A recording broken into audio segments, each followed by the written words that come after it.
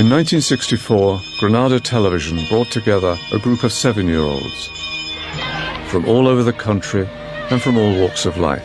I'm going to work in Woolworths. I read the Financial Times. They talked about their dreams, their ambitions, and their fears for the future. Everything flew up in the air. It all landed on my head. For nearly half a century, in a unique, groundbreaking series of films, we have followed their lives every 7 years. They are now 56. Sometimes we go out and play nicely with the boys, and sometimes we go out and argue with the boys. Sue grew up in the East End of London. I don't think I'd get married too early. I'd like to have a full life first. Marriage just means a different thing to me. I've still got my ideals about marriage. I don't know what it's all about. Sue was 24 when she married Billy, and they had 2 children, William and Catherine. I think that to get married young, there must be things that you miss. You must miss that crucial stage of being yourself, because the minute you get married, you're no longer a single being, you're a partnership, and that should be the idea behind it. By the time Sue was 35, she was divorced. I've never sat down and thought, well, what was it? Was it this? Was it that? I just knew it wasn't working. I mean, there have been relationships when I could have settled, but they didn't feel quite right. So I've always come away and pulled away and just waited until the right one come along, if they ever do. At 42, when we filmed Sue in the karaoke bar, she brought Glenn along to watch her sing. We've just met and things are going well, but now obviously things are going very well. Well, we've been engaged now for about 14 years. I'm not beating any records, but it's quite a long time, isn't it? Yeah. Come on in. Jesse, come on. We're completely different people. He's very energetic and tidy-minded, and I'm lazy and completely You're lazy? I am completely, absolutely lazy. Anything you want me to do? And what about the romance of getting married? Yeah, I mean, I do admit it would be a nice party, you know, and I quite relish the idea of having everyone round and having a good old drink and a celebration, but I can have a party anytime. Oh, you're on the phone too. When I got married, the primary reason was because I wanted to have a child. The two, to me, went together. Have you and Glenn thought of having your own child? Glenn would have made a great dad. And when we first got together, he sort of asked me if we could have a family and all that, but I felt like I was past it, really, to be honest. I mean, I had 2 teenagers and didn't want to do that again, but he's loved bringing them up. I mean, last time we talked about a bit of tension in that area. No, I think that was probably just the age they were, and every family goes through that. There was nothing in particular, I don't think. It's just, yeah, all part of growing up, really. It wasn't easy being a single mother, was it? No, it wasn't. And I look back on it now, and I just amazed how I got through it, you know. What's the toughest part of it? Probably a combination of not having enough money to do what you want and being alone and being scared when things happen, when things go wrong, which they always do when you've got kids, you know. You've got no one there to turn to, you know, to talk about things like that. And you had to work? Yeah, had to work, yeah. But I was always only part-time so that I could fit it around school. So who was the biggest help to you during this whole single parent? Well, there's no doubt at all. I mean, without my mum and dad, I'd never have survived it, you know. They were brilliant. They were really, really good. They mean the world to the kids, and they used to look after them, always be there if something happened and I had to go somewhere. Yeah, nice, isn't it? It's the first time we've seen. And how are they doing now? Yeah, they're fine. I mean, Dad's 80 now and Mum's 78. I think, I'm so lucky that they're still reasonably active. There you go. That's lovely, that one, isn't it? I've still got Catherine with me because she hasn't found anywhere else to go. I mean, I'm sure she would love to leave me. But I love it, the fact that she's here. We go shopping and, you know, we do girly things, do each other's hair and things like that. So I would miss her, but I know that she needs to get out and move on. I only had to have one fill-in, right? That was about the only thing that I had done. What about William? Well, he went to Australia for a year and he never settled back in being independent. I think it was too much, plus his room here was far too small and his computer was bigger than the room, you know. So, so he's renting. It's just so hard for them to be able to afford something. So in the future, your kids are going to be with you for a long, long time. A lot of my work is involved in making bookings and dealing with hotels abroad. At 21, Sue worked for a travel agent. At 35, part-time for a building society. Everything's changed for me because I'm now supporting myself a lot more than I was, say, a year ago. At 42, she went back to work full-time, helping to run the courses in the legal faculty of Queen Mary College, University of London. At 49, she was the main administrator for their postgraduate programme. Do you like the responsibility? Yeah, I love the responsibility. I think I was born for the responsibility. I'm now sort of the coordinator of the entire programme, so sort of margin charge really of the of the LLM. It's like my baby really. I've nurtured it from its small beginnings into what it is now. Thank you very much. See you at graduation, yeah? I really do enjoy it. You know, I get up of a morning and I don't ever think, oh, God, I can't face going soon to work. But I know that happens to a lot of people, so I'm lucky, really. Someone's having trouble downloading this attachment, so I'll take this down for them. It's probably an old So you've got a lot of responsibility. Is there stress attached to it? Sometimes. I mean, some parts of the year are busier than others and you've got deadlines to meet. But then, in a way, that's good because it keeps you on your toes, you know. Never get bored. Where does the life of my respectable middle-class mother overlap with a working-class slapper who leaves a illegitimate child on a church doorstep? She was not! You don't know! She was young and frail and... It started not long after the last programme with Tony, my neighbour, and he belonged to the group. And I said, oh, you know, I've been wishing I could do dramas for years, you know, since I was at school. And he said, come along. That's the time you must keep on trying. Smile, what's the use of crying? To stand on the stage and sing and have people, hopefully, appreciate it, hopefully. You know, but there's still that little nervous thing, the butterflies in your stomach when you're waiting for the curtains to open and... You know, it's a buzz, really. Realistically, this is the point you really do have to consider. You can't do two modules that are taught at the same time, obviously. You know, it's physical. When I get on the stage to speak to 500 students, now some people would find that very daunting, but I actually don't, because I think if you know they can never ask you something you don't know the answer to, then I think that helps build your confidence, and I'm not exactly shy, am I? It always takes one, you see. Once you get one, then other people tend to ask. But you never went to university, and now you're right in the middle of a huge university machine. I suppose I should count my blessings that I'm actually in a university, having not done it myself, yeah.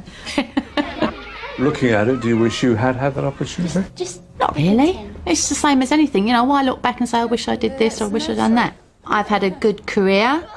At least I'll have my own home, which is a new thing for my family, because my mum and dad are obviously still in Council Place. I'll never be a rich pensioner. I'll never be able to travel the world once I retire, I'm afraid. But as long as I can keep the house warm and we can feed ourselves, I think that'll be fine.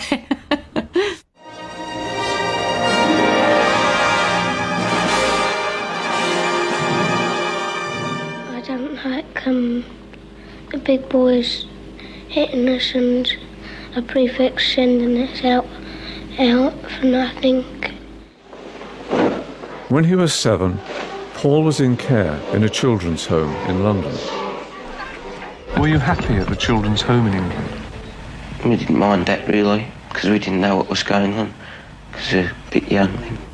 Well, as far as I know, my mother and father they separated originally, I think. They eventually got divorced. I went to the boarding school for 1 year and then we immigrated to Australia. Paul settled with his father and stepmother in a suburb of Melbourne. Do you like to get married, Paul? Tell me why not. I don't like say you had a wife, say you had to eat what they cooked you, and say I don't like greens, well I don't. I know I prefer to be alone, really. I can't say I don't want to get married, because I think I do. But I want to be happily married, you know, and therefore I want to make sure, I think. What was it that you fell in love with? What is it about him? His helplessness, I suppose. It was the motherly instinct in me to pick him up and cuddle him. And he's also very good looking, I think, but he doesn't agree with me. And in the summer he's got this cute little bum in shorts. I mean, I can tell quite a few stories here, but the one that really irritates me the most is when we have an argument, he says, "That's it, leave me." And I say, "Fine, all right, I will one day." We had our 20th wedding anniversary this last Christmas, just before Christmas. Which is the life sentence. Yeah. Everyone reckons that we should be out of jail by now. To a certain extent, we started thinking, well, do we really know each other now? Because you just get in the humdrum of going to work, coming back home, running kids here and kids here and there, and I don't think you mean to, but you probably stop thinking about each other a lot. You know, it's still the last person you want to see at night before you go to sleep and the first person you want to see when you wake up. Do you still like to cuddle and love and all that sort of stuff? Yeah, but not in public. No. Yes. But is the chemistry still there? Yes. You don't sound sure. Well, we like to keep it private. I had to wait for the answer. I find it hard to express emotion most of the time. Although I'm getting on top of that more now, you know. I mean, just a simple thing to say to sort of Susan, you know, I love you, something like that. I mean, I can tell you about it, but I really haven't been able to say it freely to Sue, you know. It's a bit hard to talk about. I did end up having to get a bit of help, and it wasn't directly due to our relationship. It started at work, unfortunately, which brought my self-esteem down, which tended to affect everything else. I know the lack of confidence is there. It still applies to me, but I don't dwell on it. It's there and I have to put up with it. You know, I just think you take on a little bit more of each other's personality, because whenever I was decisive and I made a decision and say, well, look, let's do this, because, you know, Paul, not that he couldn't make the decision, but he had all these questions to ask, and I used to think, oh, stop asking questions. And I suppose now I start to question myself, well, maybe you should ask the questions. So it is that bit of living with the other personality. I was going to be a policeman, but I thought how hard it would be to join in. I was going to be a phys ed teacher, but one of the teachers told me that you had to get up into university. As a young man, Paul spent many years in the building trade and then moved on into factory work. Okay, the question was, Gracie Field sung, in the what? In the moonlight. It's a retirement village with independent living, and then it's got assisted living in the hostel, which is mainly where I work, which has got 6 letters. Gracie Field sang. They have their own laundry. It's a complete unit. They have their own lock-up garage. So there's a couple of parcels there that probably need delivering to one. And that's why Paul's there. I call him the man about the house at work, because he changes light globes, problems with their taps, they go and check it out, cleans the guttering, fixes squeaky doors or doors that are broken, because the village is now 25 years old, so the maintenance is starting to gather. How you going up there, Paul? When the job came up, I said to Susan that if there was any problem at all with us working together, then I'd leave. But so far, we've found it really quite good. Hi, Lola, how are you? I'm good, Paul. How are you? I've probably always been a little bit more relaxed around older people, probably. I always liked older people as I was growing up, funny enough. By the time they were 28, Paul and Sue had 2 children, Katie and Robert. Katie did well at school and went on to university, the first person in her entire family ever to do so. Robert trained as a car mechanic. He met his wife Stacey when they were teenagers, and now they have 5 children. So there's Lucas, who is 9. Then there's Ryan, who's about to turn 7 at the end of this month. Then there's Hayley, who's just turned 5, and she'll start school in the new year. Then there's Shane, or better known as Shane-O, and he is 3 this week. He's the joker, I think, out of the lot of them. You know, if he does something and you laugh, he'll laugh with you, and he loves a joke. And then there's little Troy that's 12 weeks old. I look back at my grandmother and I've taken some wonderful lessons from her. Grandma made us all feel that we were her special number one. But I really think that that's the secret to being a grandparent, is to make every child feel that they have someone that they can relax with, be themselves with. Grandparents now have a really huge part to play in their parents' lives because the pressure's on them to work so much, and grandparents fill that hole of mum not being home every day. So, Sand, I've already made the frog in the ponds. Good. So there they are for the kiddies. Great. And your Rich likes fairy bread. I know. Let's get some spiders and snakes in there. Happy birthday, dear Shane-O. Happy birthday to you. It's a real struggle for them financially. But at the same time, you know, like all young kids, there's areas that we look at and go, well, we didn't have that. I got 23 three pieces, and I don't know how many halfpenny pieces I got now. Oh, look, there's a whole stack of duckies over there. Neither of our kids have got credit cards. They don't live a credit life yet. I mean, they try and pay as they go, which is what we've always thought, and that's kept our head above water.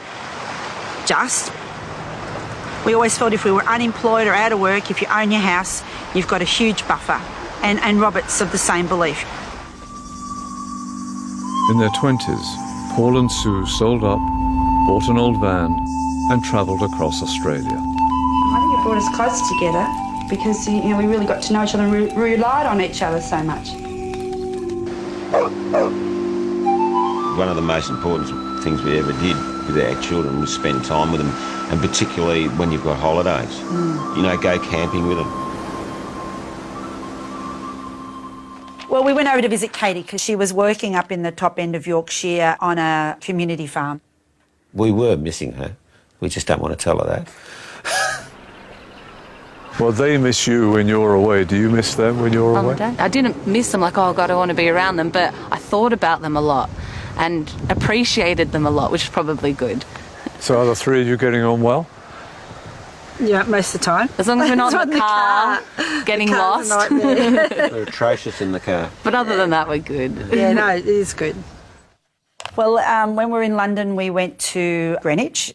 It was built as a maritime retirement village almost for the sailors from the Napoleonic Wars. So that was all really interesting because we work in retirement villages. History painter Sir James Thornhill. And these buildings here were built before Australia was even discovered. So that's pretty amazing. Katie was in awe of it because in her degree she did art history, so she just loved it. What does university mean? Are you going to try and point your grandchildren into education, do you think? You want them to have a good education no matter what they do. Yeah. Better than you had, maybe. But that's my fault, really. I mean, I just didn't work hard enough, I guess. You hope the school systems have changed to encourage kids to go on, because one thing you can't take away from people is an education. I mean, the one thing my daughter's taught me is that it doesn't matter what you do, there's room for all of us. And, you know, even to the point if you don't work, you're still teaching us something. You know, you're teaching other people to care. How are you dealing with getting old? I don't think you really notice it. I mean, you still think you're the same. It's when you try to do something physically too quickly and pull a muscle, that just reminds you that you're getting older. Are you fearful of the future of disability or unable to do things? You hope that you're going to be one of the fortunate ones and not get ill in any way. Hello, Ken. Hello, Paul. How are you? Maybe where I work may have helped that recently, because people just tend to get on with their lives no matter what. And then that's the one with the Yeah. With the palace in You've got a nice shot of a bin there. That one's good. You're getting better. You are getting better. Do you measure your life in terms of success and failure in any sense? No, not really.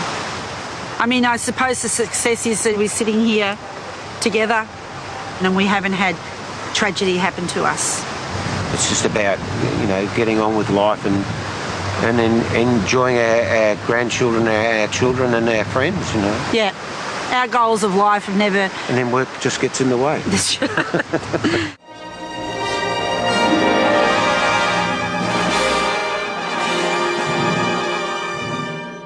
Well, we pretend we've got swords and we make the noise of the swords fighting and then when somebody stabs us we go, ah! Neil grew up in a Liverpool suburb and had dreams of going to Oxford, but didn't get in. Sit. Do one. Instead, he went to Aberdeen University, but dropped out after the first term. At 21, Neil was working on a building site and living in a squat. I would like to be somebody in a position of importance, and I've always thought this. But I don't think I'm the right sort of person to carry the responsibility for whatever it is. I always thought, well, I'd love to be, possibly even love to be in politics or something like this. At 28, we found Neil homeless, wandering around the west coast of Scotland. If the money runs out, well, then for a few days there's nowhere to go to. And that's all you can do. I simply have to find the warmest shed I can find. At 35, he was living in a council estate on the most northerly part of Britain, the Shetland Islands. And what would you like to be doing, say, in 7 years? I can think of all kinds of things I'd like to be doing. The real question is what am I likely to be doing? What are you likely to be doing? And that's a horrible question. I tend to think the most likely answer is that I'll be wandering homeless around the streets of London. But I just point out some of the considerable disadvantages. First of all, they are geographically... At 42, Neil had moved to London and was a Liberal Democrat on Hackney Council. While I was in Shetland, I felt very strongly that I should become involved in politics, simply because I felt I was not achieving anything in the ways I really wanted to. By 49, Neil had left London, moved to Cumbria in the northwest of England, and was a Liberal Democrat member of his local district council. Thank you, Chairman. Fairly simple. It was a committee decision, a majority decision. His own group on the establishment committee agreed with the decision. Councillor Hughes? Well, for Councillor Nine's information, Councillor Cook has reconsidered his the opinion he ventured at that meeting. Here we are in the centre of the ward I represent on the council. These are our public toilets. I can assure you that no more fierce battle has ever been fought, either on the playing fields or indeed on the battlefields of England, to save what might appear to be a comparatively insignificant local amenity. I mean, it sounds vaguely comic, but presumably it's not to you. But when you live in a small community, you become very proud, rightly, of the facilities here. And people are willing to play a part in helping to keep them going, but they don't want to be ignored, they don't want to be marginalised. My strength is being able to keep going, really. And my weakness is not being able to take any positive course of action. No formal education can prepare anybody for life. Just only life can prepare you for what comes. And sooner or later, you're going to have to cross certain barriers. There are a few things I would like to say. And the first thing to say is there's been tremendous goodwill towards the series. But I'm also aware that I'm not the only participant who wants to set the record straight in a number of ways. For so many millions of people, I'm here wearing my heart on my sleeve, and they think they know absolutely everything about me. I mean, there were countless people writing to me saying, I know exactly how you feel. And actually, from those letters, I would say none of them, not a single one of them, knew exactly how I was feeling. Well, I've a great deal of respect for the Liberal Democrats, but I think that I won't vote for them this time because... Here in Cumbria, I'm really glad to be doing what I do, to be representing people at local political level. But In one sense, I'm doing that because it's the only way I've been able to make any money. I get a derisory amount of money for being a counsellor. I do enjoy the work, but I've been completely unsuccessful in trying to find a paid career of any kind. I have always wanted to write as a career, and indeed have written huge amounts. And ironically, despite appearing in this programme so frequently, nobody has ever shown any serious interest in any of the work I do. And believe me, it's a great deal more important to me than anything I can say on a television screen. Even if somebody sent it back to you and said, well, read it and it's rubbish, actually, and that would be very demoralising, but at least some interaction would have taken place. There's hardly a day goes by when I don't write. That's a great gift, isn't it? It is, but it shouldn't be a sort of masturbation about which nobody else knows anything. Neil Hughes is the Liberal Democrat candidate. I and the Liberal Democrats want to see a just and fair society in which everyone... In 2006, I was invited to go to Australia to give a talk. And the chap who introduced me said, Neil is clearly such a profoundly motivated politician that we can all expect to see him as Prime Minister of the United Kingdom in the future. Now, this wasn't a joke. I assure you, he said this with absolute serious. Now, it was ludicrous, but this is how wildly skewed the perceptions have become. I mean, do you think I would really have been invited to Australia if they were aware that I was someone who lives on a few quid a week benefit and has as much chance of changing the future of the United Kingdom as, I don't know, someone who's serving a lifetime jail sentence?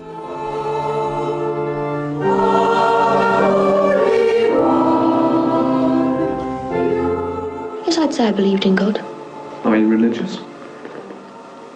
Well, I go to church with my parents on Sundays. I don't know, even now, whether I do believe in God or not. I've thought an awful lot about it, actually, and I still don't know.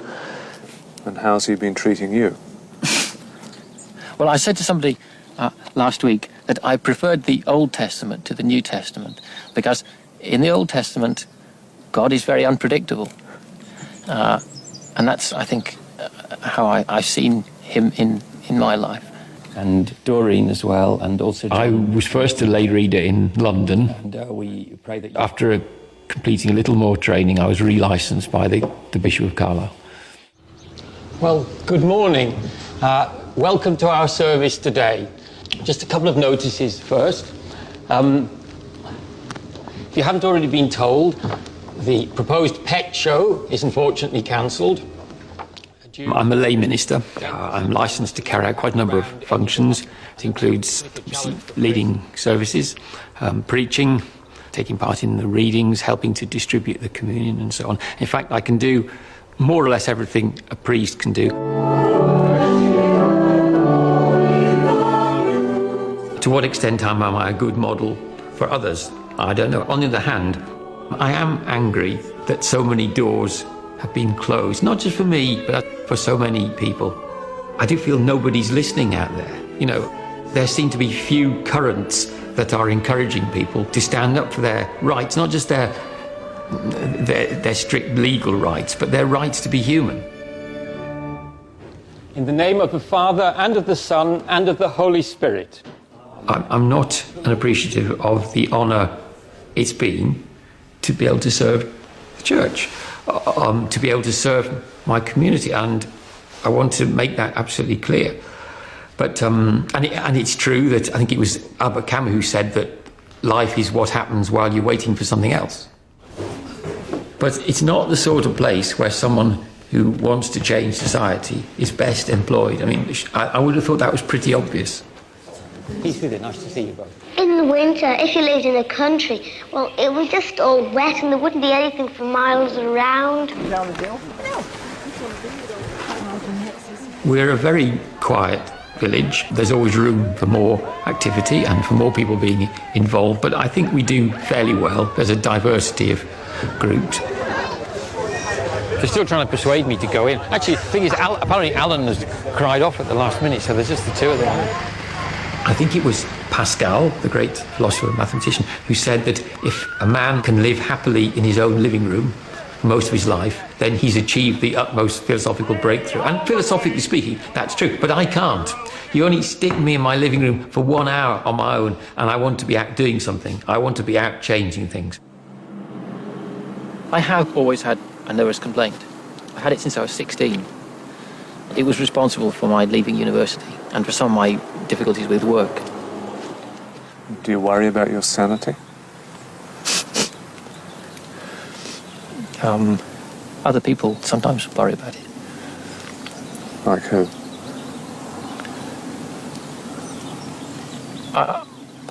As I said, I sometimes can be found behaving in an erratic fashion. I sometimes get very frustrated, very angry, for no apparent reason, for a reason which won't be apparent to other people around me. I don't see any way out. I've thought of everything I possibly could. It seemed to me for a long time that getting a reliable job and a nice place to live would be the solution. Well, I haven't succeeded. I can't see any immediate future at all. Although there have been times in my life when I've been suicidal, that wasn't one of them. So there have been worse than what we saw? Yes, but it's not for this programme to expose my private feelings, and yet many people feel it has. Ultimately, although this time round I've been far more candid than I perhaps ever have in the past. My formal contact with the psychiatric establishment belongs mostly to my mid and later teens and a short period of my early 20s.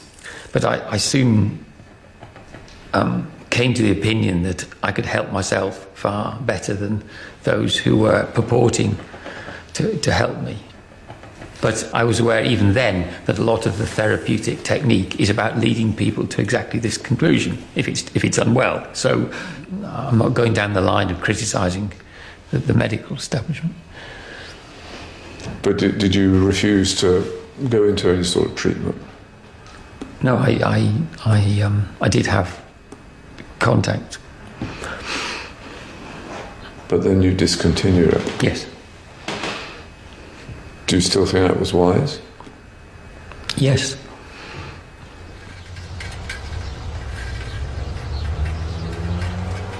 You scared of getting old? Yeah, I don't want to live to be that old. I think if I can reach something like 70 or 75 in reasonable health, that will be quite enough for me. When I get married, I don't want to have any children because they are always doing naughty things and making the whole house untidy. I always told myself that I would never have children. Why?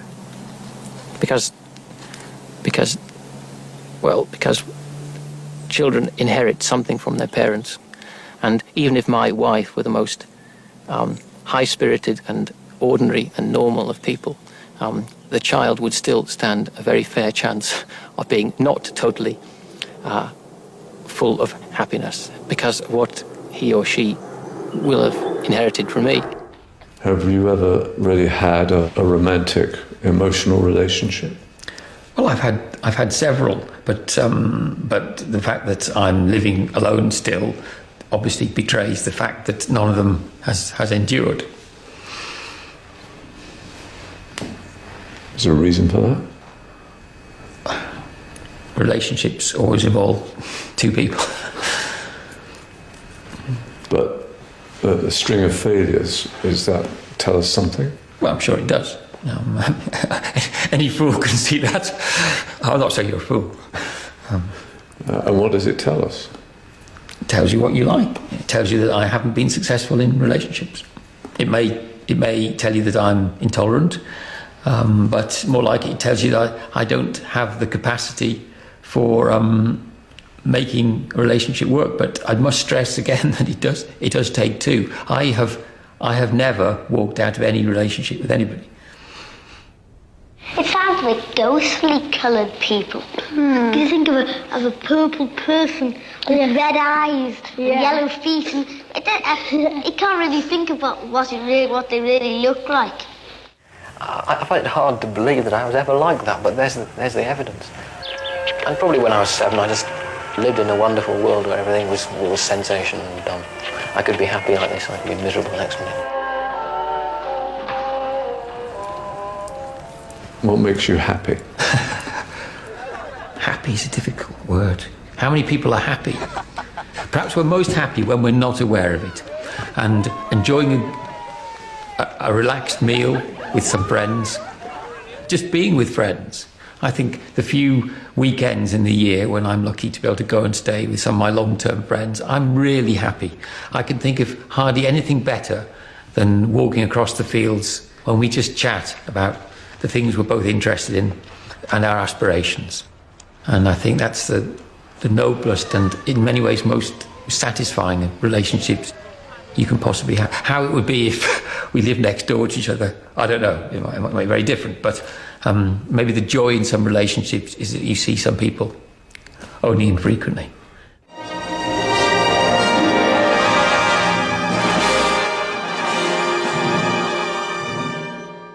I don't think you want to go to university if you want to be an astronaut. Watch this. Peter and Neil were childhood friends growing up in Liverpool. Peter went to a comprehensive school and went on to get a history degree from London University. I would like to think that democracy is here to stay. Perhaps we haven't got full democracy. In fact, we probably haven't. It's a pretty good system. Are you surprised by the way England's being governed? I'm not surprised with the people who govern it at the moment, no. Why? I've even stopped being amazed. Why? Why? Well, I don't want to get dragged into party politics, you know, but basically this is the most incompetent, uncaring bloody show we've ever had. After 28 Up, Peter decided not to continue in the film. Why did you pull out? I pulled out because of the responses and the reactions that my participation drew in the weeks afterwards, particularly in the tabloid press. They decided they were going to portray me as the angry young red in Thatcher's England. Well, it's just the principle, you know, that's all there is to it. I think I was articulating at the time what a lot of people of my age and my background were thinking, and I was an easy target. They're part of it, they perpetuate it. But I was absolutely taken aback, completely, genuinely shocked at what I saw as the level of malice and ill will directed towards me. Until you've experienced it yourself, you can't begin to appreciate how it feels. So now you're back, so why did you come back? I feel a lot happier with myself, happier in my own skin. And then, secondly, more specifically, because I want to promote the music and the band I'm in. It was a ghost town. And what are you called? We're called the Good Intentions. But when he hit that bang, he thought that... I'd always played in rock bands, some of them spectacularly bad bands. What really got me into this music was being exposed to the music of Graham Parsons. Because way back in the day I was a big Elvis Costello fan. And I read an interview with him in which he said, well, I think I'm a good songwriter, listen to this guy, Graham Parsons. It was almost like an epiphany. It was like I was hearing the music I'd been waiting to hear all my life. Once Carolyn Tedford said she loved me. And I'm going to marry her when I grow up. Doesn't appeal to me at all at the moment. For me, I'm just gone 20. I haven't even been abroad yet in my life. So there's no way I'm going to get settled down. So what do you want to do? Do you just want to record, me and Pete to record what we're doing and you'll work round it? I think that's probably... We were working in an office together and we joined the office band, and that's how we got to know each other. So, Gabby, and was it love at first sight? Well, I had a sneaking suspicion that Pete liked me because he was really rude and sarcastic to me all the time. So I thought, I think he's probably quite keen. No, that's not true. And you've always played together since then? Yeah, more or less. I think Yeah. we probably stopped for a while when the kids were little. Our boy's 19, our daughter's 16. And how are they doing? They're doing remarkably well. Our son is in his first year at university, and our daughter is coming up to her GCSEs. Once you have your own kids, you have this huge realisation of how your own parents felt about you and what they did for you. What's the greatest gift a parent can give a child? It's their unstinting love and support and their time. Their time, because I think children value that more than anything. Unconditionally, you're giving them your time. Well, if I can't be an astronaut, I'd like to be a bridewell sergeant in the police force, like my dad is. So are you under pressure to get a job? Yeah, I suspect they am from the parents. They keep dropping hints. Teachers are undervalued and underrated, and the system is beginning to crumble. You know, people outside of it don't realise that, but it is, and it's very disillusioning. I left teaching not long after that programme. It was actually nothing to do with the programme. That was a misunderstanding at the time, I think, which took hold in the press. And I'd been planning to leave teaching anyway. And I just didn't see a long-term future in it for myself. And I just thought I had to be honest with myself about that, and honest to the kids I was teaching at the time, and move on to something else. It might be better to start off just at the end. After teaching, Peter studied law and joined the civil service. Gabby also works there. Sounds all right. The civil service, despite changes currently taking place, is still comparatively a pretty decent employer. So should you do one of the new ones? What sort of area of the civil service are you in? Department for Work and Pensions. You've changed the key in that one. I've changed the key. It's now an F sharp. Sorry about that. Oh, marvellous. But you got the MP3 sound. When Pete writes, he often wants to share that and at a fairly early stage talk about what he's writing. And if it's no good, I have to tell him. And that's quite difficult, isn't it? I'm sure it is, yeah. She was running down roads I didn't know. So, when we started work on the album we're doing now, Pete said to me, he said, I've got 120 song ideas I want to go through.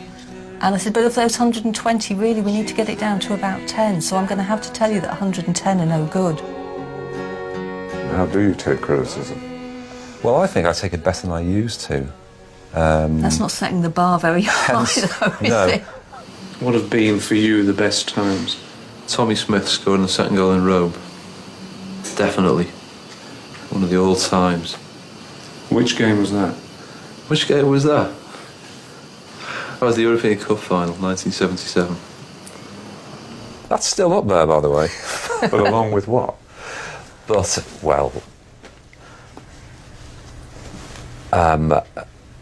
getting married for the second time and having two children have been hugely significant moments in my life. What do you want out of life? The satisfaction of knowing that I've left some sort of imprint rather than just lived out my life. You've been gone for so long, Evangeline. No one's looking for you anymore. I hesitate to say I think I have made my mark now, because that sounds horrendously vain. But I've created a body of work of which I feel very proud. I feel I've achieved something of lasting value. And in the last 2 or 3 years, we have begun to become reasonably successful in terms of critical responses. We were voted the UK's Americana Act of the Year at the British Country Music Awards. You know, from time to time, like anybody else, I'll look back and think, I wish I hadn't done that, or I wish I'd done that differently. But I don't think really life is there to be regretted. Life is there to be lived. And I think the most important thing is to feel that by and large you haven't compromised too much, and that you've moved your life on where you want your life to go.